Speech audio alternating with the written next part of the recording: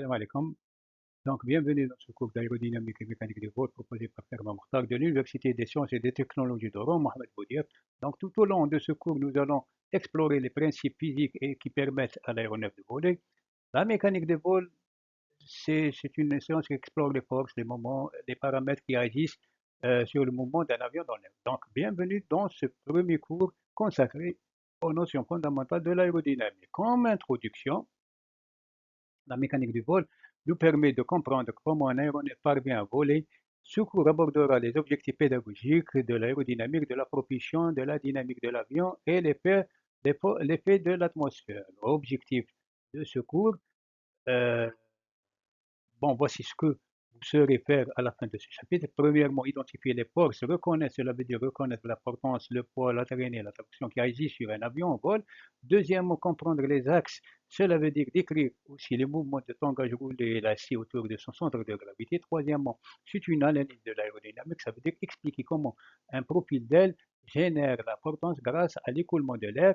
Et enfin, évaluer les performances qui relient la vitesse, l'altitude et la densité de l'air aux performances de l'appareil.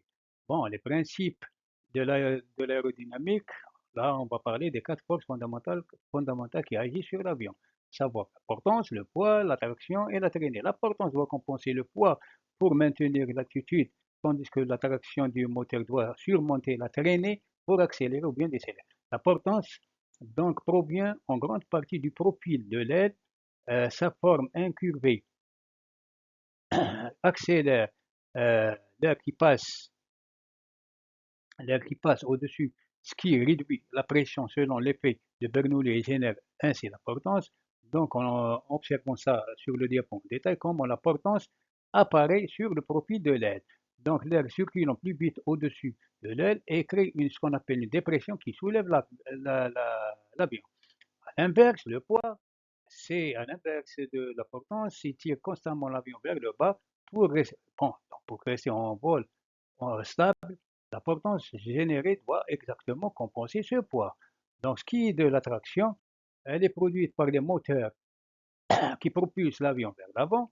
Elle doit surmonter la traînée qui prenne, cette traînée qui prenne l'appareil en s'opposant à son déplacement dans l'air. Donc, ensemble, ces quatre forces s'équilibrent pour permettre un vol stable et contrôler un vol stable et contrôler donc toute variation d'une de l'une d'elles modifie immédiatement la trajectoire de l'avion. Maintenant, passons maintenant à la dynamique des aéronefs. Donc, un avion se déplace autour de ces trois axes de rotation, passant par son centre de gravité. Le premier axe. Le premier axe, c'est l'axe de Roulis. Donc, c'est un axe qui traverse l'avion du nez à la queue. Il permet à l'avion d'incliner ses ailes grâce aux ailerons. Le deuxième axe, c'est l'axe de tangage. Il relie une aile à une autre. Il fait monter ou descendre le nez de l'avion via la gouverne du profondeur. Le troisième axe, c'est l'axe de lacet. Donc, c'est un axe qui est orienté verticalement. Il peut pivoter le nez de l'avion à gauche ou à droite grâce à la manœuvre de direction. Donc, tout ça, roulis, tangage et lacet combinés donnent au pilote un contrôle complet de l'orientation de l'avion. Chaque manœuvre résulte d'une combinaison précise de ces trois mouvements. Donc, cette maîtrise des trois axes est essentielle pour naviguer et manœuvrer en toute sécurité. Elle prépare directement l'avion à la stabilité et le contrôle de l'aéronef. Maintenant, parlons de la stabilité et le contrôle de l'aéronef. Dans la stabilité, la longitudinale, il y a deux types de stabilité, la stabilité longitudinale et la stabilité latérale. La stabilité longitudinale permet à l'avion de retrouver son altitude initiale après une perturbation. La stabilité, tandis que la stabilité latérale maintient le cap, tandis le contrôle donne au pilote de pouvoir aussi de modifier les trajectoires en altitude. Maintenant, il y a un paramètre qui est très important et qui entre dans le jeu de contrôle et stabilité de l'avion, c'est l'effet de l'atmosphère. Donc, c'est tout ce que la densité de l'air diminue avec l'altitude, ce qui affecte directement la portance, la poussée et la poussée. Le vent et les perturbances viennent s'ajouter donc exigeant des ajustements constants provenant du pilote. Maintenant, quel est l'impact de l'attitude sur les performances? Donc, voyons sur ce slide un exemple. À 10 000 mètres, on voit que l'air est presque 3 fois moins dense qu'au niveau de la mer. Donc, cette raréfaction réduit la portance et la poussée des moteurs, imposant une vitesse plus, plus si vous voulez, plus élevée. Maintenant, comment gérer ces turbulences-là?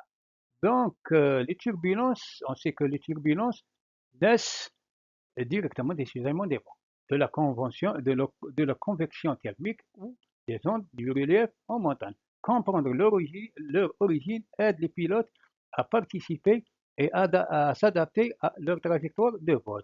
Maintenant, les effets, les actions des effets de l'atmosphère. Donc, en prenant de l'altitude, l'air se raréfie couche après couche, modifiant la portance, la vitesse et la puissance des moteurs.